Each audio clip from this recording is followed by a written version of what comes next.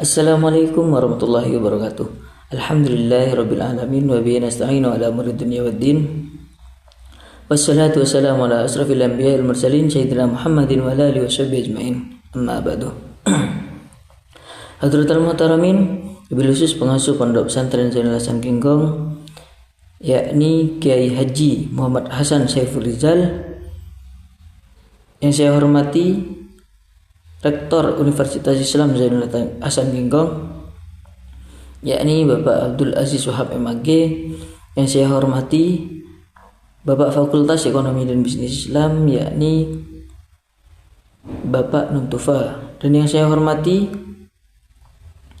Bapak Kaprodi Ekonomi Syariah, yakni Bapak Abdul Ghafur beserta jajarannya. Dan tak lupa juga yang saya hormati kedua dosen pembimbing saya, yakni Ibu Nurul Fadila dan Bapak Abdul Ghafur. Baik, sebelumnya saya perkenalkan, nama saya Muhammad Rohim. Saya dari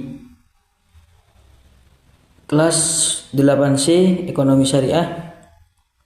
Di sini saya izin menjelaskan terkait proposal yang saya buat dengan judul Digitalisasi Pendataan Setoran Susu KUD Krucil Argopuro dalam mengoptimalkan industri perah untuk ekonomi berkelanjutan. Nah, terlebih dahulu saya akan menjelaskan apa sih maksud dari judul ini, yaitu digitalisasi pendataan setoran susu. Digitalisasi pendataan setoran susu di sini yaitu pendataan setoran yang telah peternak setorkan itu menggunakan sistem digital dalam artian komputer dan lain sebagainya, yang mana sebelumnya masih belum menggunakan digitalisasi atau komputer. Mereka di sana memiliki kesulitan yang mana seperti halnya memerlukan waktu yang cukup lama dan kesalahan pencatatan seperti itu. Dengan sekarang sudah ada yang namanya digitalisasi pendataan setoran susu yang mana sudah menggunakan sistem digital dengan bantuan apa? Yaitu komputer. Seperti itu. Untuk mengoptimalkan industri perah. Nah, di sini maksudnya dengan adanya digitalisasi ini, yaitu timbullah yang namanya optimalisasi industri perah. Maksudnya bagaimana? Yaitu peternak lebih efisien dan lebih percaya kepada kita, sehingga setoran yang telah disetorkan langsung bersifat transparansi dalam artian kelihatan. Jadi untuk peternak yaitu lebih percaya dan lebih efisien daripada sebelumnya yang masih menggunakan digitalisasi seperti itu. Setelah itu apa yang akan terjadi? Yaitu ekonomi berkelanjutan.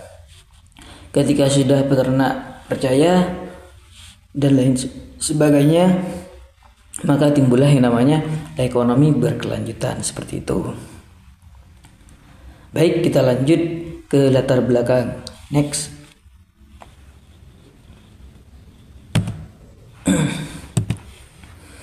Nah, di latar belakang di sini yaitu menjelaskan digitalisasi menjadi suatu faktor yang sangat penting dalam meningkatkan efisiensi. Nah, benar, ketika sudah adanya digital, di sana lebih efisien, terutama mendapatkan kepercayaan dari peternak dan lebih transparansi dalam sektor peternakan. Nah, hasil dari setoran tersebut sudah transparan, sudah kelihatan. Dari situ peternak lebih percaya kepada tercipta dengan adanya digitalisasi tersebut.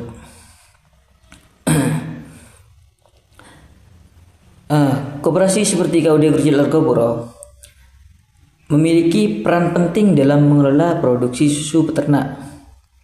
Namun sistem pencatatan yang masih sebagian manual menimbulkan berbagai kendala.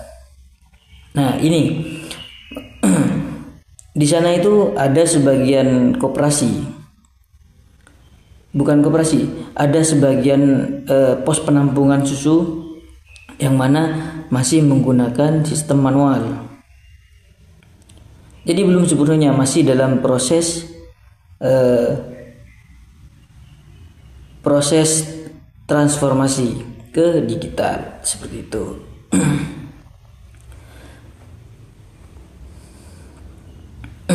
Penerapan sistem digitalisasi diharapkan mampu meningkatkan produktivitas, mempermudah akses informasi bagi peternak, serta mendukung pengambilan keputusan yang lebih efektif. Nah, di latar belakang ini yaitu menjelaskan bahwasanya dengan adanya digitalisasi dapat menimbulkan yaitu produktivitas, yaitu mempermudah akses informasi bagi peternak, serta mendukung pengambilan keputusan yang lebih efektif. Nah, namun di sisi lain di sana masih belum optimal karena keterbatasan teknologi tersebut yang saya bilang tadi, yaitu satu, sumber daya manusianya masih kurang mampu. Makanya di sana itu masih melakukan sosialisasi kepada pos-pos yang masih belum menggunakan digitalisasi seperti itu. Dalam artian masih diajarkan bagaimana sih cara menggunakan digital dan lain sebagainya. Nah, oleh karena itu penelitian yang dilakukan yaitu untuk mengkaji lebih dalam lagi apa sih peran digitalisasi dalam meningkatkan kinerja industri perah serta mendukung terciptanya ekonomi berkelanjutan seperti itu. Oke, next. Nah, dan untuk fokus masalah di sini yaitu berfokus pada penerapan digitalisasi pada pendataan setoran susu di KUD Krucil Argopuro, yaitu untuk bagaimana meningkatkan akurasi data serta transparansi dan efisiensi di sana seperti itu. Ini untuk fokus masalahnya. Dan selain itu penelitian ini juga mengkaji bagaimana dampak digital terhadap kinerja koperasi, produktivitas serta kesejahteraan peternak. Nah, itu untuk fokus masalah di sini. Oke, next. Nah, ini rumusan masalah yang ada di penelitian ini. Yang pertama yaitu bagaimana digitalisasi pendataan setoran susu dapat mengoptimalkan proses produksi susu KUD Krucil Argopuro untuk meningkatkan ekonomi berkelanjutan. Itu rumusan masalah yang pertama. Itu yang kedua, bagaimana sih strategi optimalisasi digital pendataan setoran susu untuk meningkatkan produktivitas serta profitabilitas industri perah di KUD Krucil Argopuro. Dan yang ketiga yaitu bagaimana digitalisasi pendataan setoran susu berdampak pada peningkatan kesejahteraan peternak dan ekonomi berkelanjutan di KUD Krucil Argopuro. Itu 3 rumusan masalah dari penelitian ini.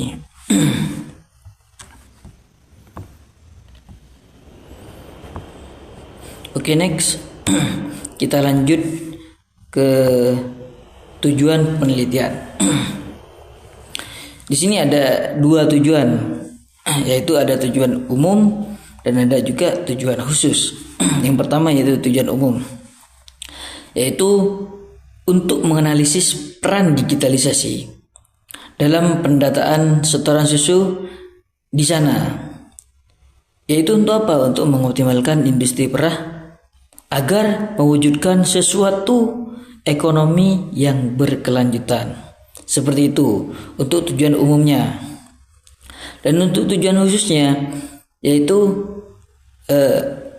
agar dapat menganalisis peran digitalisasi pendataan setoran susu di KUD Kerucil Argopuro dalam mengoptimalkan proses produksi susu di sana. Itu dengan apa? Mengidentifikasi strategi peningkatan produktivitas dan profitabilitas serta mengkaji dampaknya terhadap kesejahteraan peternak dan ekonomi berkelanjutan di sana, seperti itu. Itu sekilas tentang tujuan penelitiannya dari proposal ini. Oke, next. Ada manfaat penelitian. Di sini ada manfaat teoritis dan manfaat praktis. Yang pertama yaitu manfaat teoritis. Di sini agar diharapkan manfaat teoritis di sini yaitu agar dapat diharapkan memberikan kontribusi dalam pengembangan ilmu ekonomi, yaitu khususnya koperasi, ekonomi digital, dan ekonomi berkelanjutan pada sektor agribisnis. Dan selain itu ada juga penelitian ini dapat memperkarya literatur tentang penerapan digitalisasi dalam industri perah, yaitu berbasis koperasi, serta menjadi referensi bagi penelitian selanjutnya terkait transformasi digital, seperti itu. Dan peningkatan produktivitas dan pemberdayaan ekonomi berkelanjutan. Untuk manfaat teoritisnya seperti itu. Manfaat praktis yaitu ada 4. Di sini yang pertama yaitu bagi KUD Kerucil Argopuro-nya tersendiri, yaitu sebagai bahan evaluasi untuk mengoptimalkan lagi sistem digitalisasi pendataan setoran susu di sana. Dan yang kedua yaitu bagi peternak di sana, yaitu untuk meningkatkan transparansi data dan kesejahteraan pendapatan. Nah, sehingga ketika sudah meningkat transparansi data dan kejelasan pendapatan, maka otomatis peternak di sana sudah percaya terhadap kita. Nah, karena yang lebih diutamakan ketika kita memulai suatu bisnis yaitu kepercayaan, seperti itu. Yang ketiga yaitu bagi pemerintah sebagai dasar dalam mengembangkan kebijakan digitalisasi sektor peternakan dan koperasi. Itu bagaimana pemerintah agar mengembangkan lagi dalam digitalisasi baik sektor peternakan maupun sektor pertanian dan koperasi, seperti itu. Yang keempat yaitu bagi industri pengelolaan susu, yaitu sebagai rujukan dalam membangun kemitraan, yaitu berbasis bisnis, data lebih efisiensi dan transparan. Itu manfaat praktis dari sistem digitalisasi. Oke, baik, next. Nah, ini ada beberapa penelitian terdahulu dari penelitian sebelumnya. Ada dari dosen saya sendiri, ada juga dari berbagai peneliti terdahulu yang lainnya. Pada intinya di penelitian terdahulu ini terdapat perbedaan dan persamaan. Tapi di sini sama-sama membahas tentang digitalisasi, seperti itu. Baik, kita bacakan satu yaitu dari penelitian Zahidah Iktisomabila DKK. Nah, digitalisasi melalui pelatihan meningkatkan kemampuan usaha dan manfaat media digital. Nah, seperti ini.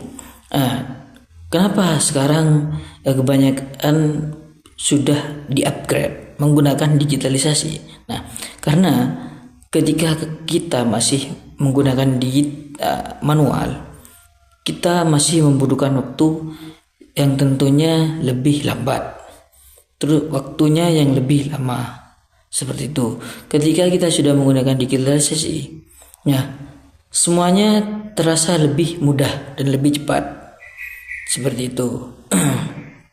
Nah, intinya dari 10 penelitian di sini sama-sama membahas tentang digitalisasi seperti itu. Oke, next. Nah, ini kita lanjut ke kajian teori kerangka konseptual. Baik. Nah, yang pertama yaitu digitalisasi agribisnis. Pemanfaatan teknologi untuk meningkatkan efisiensi, akurasi, dan transparansi data produksi. Ini ada 3, yaitu pendataan digital dalam artian yaitu lebih cepat dan akurat, benar kan? Terus yang kedua, sistem terintegrasi, yaitu apa? Memudahkan manajemen. Yang ketiga yaitu pengambilan keputusan. Di sini pengambilan keputusan seperti apa? Yaitu berbasis data baik dari data peternak ataupun data dari karyawan di sana. Yang kedua yaitu optimalisasi industri perah, yaitu upaya meningkatkan kinerja produksi susu dalam pengelolaan usaha. Di sini ada 5. Yang pertama, peningkatan produktivitas, penguatan koperasi, peningkatan kualitas susu, pemanfaatan teknologi digital, serta meningkatkan kesejahteraan ternak. Itu tentunya kalian sudah ngerti semua. Yang terakhir yaitu ekonomi berkelanjutan. Nah, pembangunan ekonomi yang seimbang dan berkelanjutan. Di sini ada 4. Yang pertama, ekonomi. Usaha tetap untung, ya kan? Tentunya kalau sudah kita berbahas ekonomi, kita ingin sesuatu itu bertambah dan bertambah, yaitu apa? Keuntungan, seperti itu. Gak ada ceritanya orang berbisnis atau melakukan suatu usaha ingin rugi, tidak ada. Pasti yang diharapkan adalah untung. Itu yang kedua, sosial. Sosial di sini apa? Yaitu kesejahteraan peternak, yaitu meningkat. Nah, dengan adanya digitalisasi, apa setelahnya? Yaitu peternak lebih sejahtera dan lebih meningkat, seperti itu. Yang ketiga yaitu lingkungan, ramah dan efisiensi sumber daya. Nah, ngerti kan ya? Terus yang keempat, digitalisasi mendukung efisiensi dan transparansi. Nah, ketika ada sistem digital sebagai pendukung di sini, yaitu apa yang akan timbul? Yaitu yang pertama, efisiensi dan transparansi, lebih aman dan lebih kelihatan, seperti itu. Baik itu dari data yang sudah disetorkan dan kepercayaan peternak. Untuk kerangka konseptualnya di sini yaitu ada yang pertama, judul digitalisasi pendataan setoran susu KUD Kurjular Kapuro untuk mengoptimalkan industri perah ekonomi berkelanjutan. Yang kedua yaitu apa? Yaitu digitalisasi. Digitalisasi di sini apa? Yaitu pemanfaatan teknologi, seperti itu. Yang kedua yaitu pendataan setoran susu. Nah, pendataan setoran susu di sini yaitu meliputi pencatatan dan transparansi data. Yang ketiga yaitu digitalisasi meningkat kapasitas usaha, efisiensi, seperti itu. Nah, ketika digitalisasi sudah meningkat, apa yang akan terjadi? Yaitu kapasitas usaha lebih terpercaya, terus efisiensi bisnis. Nah, seperti itu. Yang keempat, pengelolaan usaha yang baik memerlukan pengambilan keputusan yang tepat yang didukung oleh data akurat. Nah, ketika pengelolaan usaha yang baik, kalau sudah benar, maka timbullah yang namanya kepercayaan. Itu optimalisasi industri perah. Nah, ketika sudah semua ini terlaksana, sudah tepat, maka akan timbul yang namanya produktivitas dan profitabilitas dalam optimalisasi industri perah di sini. Sehingga apa? Timbul yang namanya ekonomi berkelanjutan. Kenapa saya bilang seperti itu? Karena ketika suatu usaha belum optimal, maka jarang ekonomi tersebut akan lanjut dan seterusnya. Pasti tidak akan, bukan tidak akan, sangat untuk menemukan ekonomi berkelanjutan seterusnya itu 50% pasti sulit. Seperti itu. Maka yang lebih penting di sini yaitu efisiensi dan mendapatkan kepercayaan dari orang lain tersebut. Jadi harus mementingkan karyawan, mementingkan peternak dan lain sebagainya, seperti itu. Agar apa? Yaitu mendapatkan suatu ekonomi yang berkelanjutan. Baik, next, itu sekilas tentang kerangka konseptual di sini. Nah, kita lanjut ke metode penelitian. Di sini ada beberapa poin. Yaitu yang pertama, pendekatan dan jenis penelitian. Di sini kita menggunakan pendekatan kualitatif yang mana untuk memahami kondisi nyata di lapangan. Dan untuk jenisnya yaitu kita menggunakan deskriptif kualitatif yang mana menggambarkan digitalisasi pendataan setoran susu. Yang kedua, kehadiran peneliti. Tentunya kalau penelitinya tidak hadir atau tidak datang, bagaimana kita mendapatkan suatu data? Bagaimana caranya kita observasi? Tentunya tidak bisa. Yaitu perlu yang namanya kehadiran peneliti. Karena peneliti di sini harus terlibat langsung di lapangan, yaitu sebagai pengamat atau observasi, wawancara, dan dokumentasi dan lain sebagainya. Poin ketiga yaitu data dan sumber data. Di sini ada 3, yaitu data primer, sekunder, dan sumber data. Data primer di sini yaitu meliputi wawancara, yang mana harus melibatkan petugas di sana atau peternak, seperti itu. Dan yang kedua, data sekunder meliputi dokumen, terus laporan dan literatur. Untuk sumber datanya tersebut, yaitu kita melibatkan pengurus KUD Kerjil Urgopuro serta petugas peternak dan lain sebagainya. Lanjut ke poin keempat, yaitu teknik pengumpulan data. Di sini yang pertama, melakukan observasi. Diamati dulu. Nah, baru setelah diamati kita wawancarai. Ditanyakan ini seperti apa, dan ininya sudah ditanyakan kepada pihak yang bersangkutan. Yang ketiga yaitu dokumentasi. Nah, perlu yang namanya dokumentasi agar apa? Agar lebih terpercaya dengan adanya bukti tersebut. Oke, seperti itu untuk teknik pengumpulan datanya. Kita lanjut ke poin kelima, yaitu teknik analisis data. Yang pertama, kita melakukan deduksi data, penyajian data, dan kesimpulan verifikasi. Deduksi data di sini yaitu memilih data yang penting. Nah, kita pilih data yang penting dari hasil wawancara itu seperti apa, kita pilih. Baru setelah itu kita masukkan penyajian data. Untuk penyajian data di sini yaitu berupa narasi dan tabel, kesimpulan dan verifikasi. Baik, kita lanjut ke poin ke-6